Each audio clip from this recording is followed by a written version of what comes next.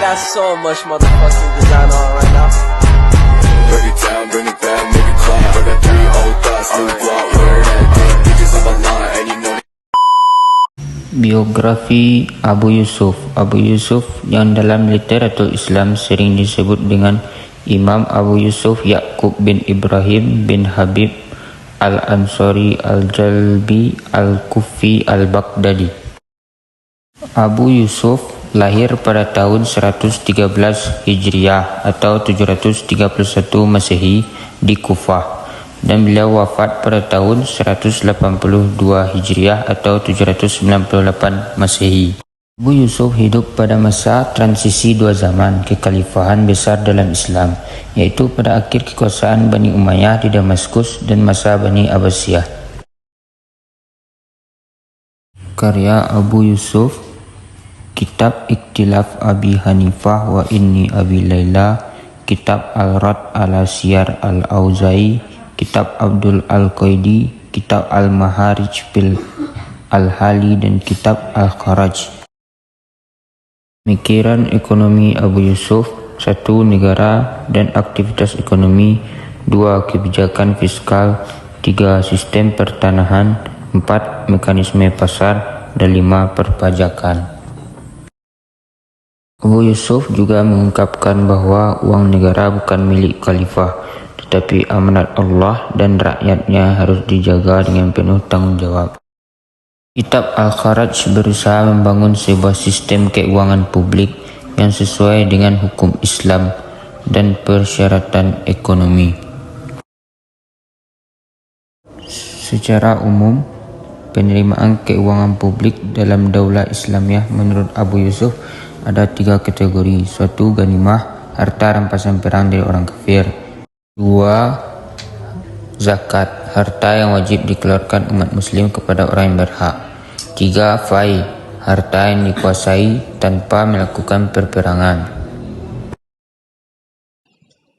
Biografi Al-Syaibani. Nama asli Al-Syaibani adalah Abu Abdullah Muhammad bin Al-Hasan bin Farqad Al-Syaibani. Ayahnya berasal dari negeri Syaiban di wilayah Jazirah Arab.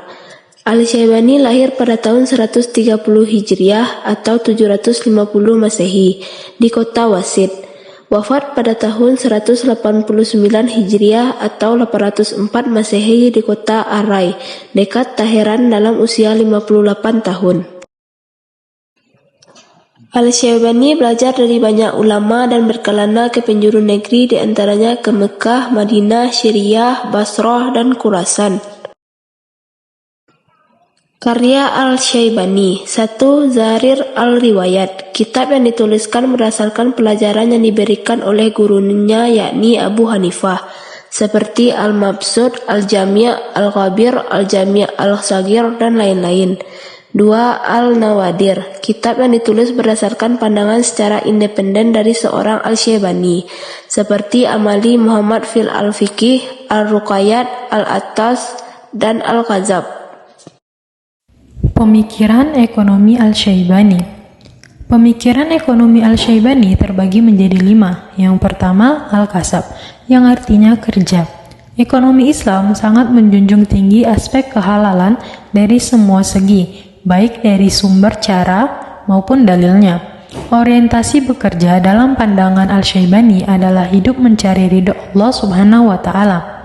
Yang kedua, kekayaan dan kefakiran.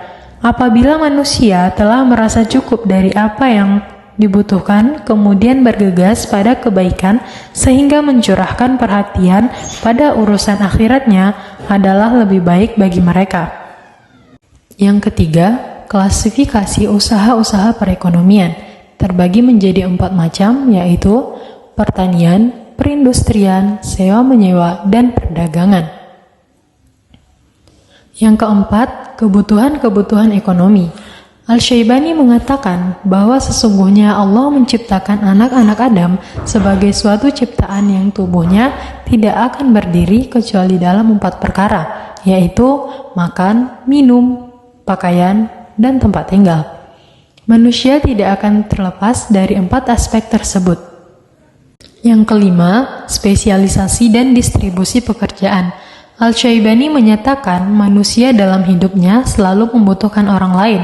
Seseorang tidak akan menguasai pengetahuan semua hal yang dibutuhkan sepanjang hidupnya, dan kalaupun manusia berusaha keras, usia akan membatasi dirinya.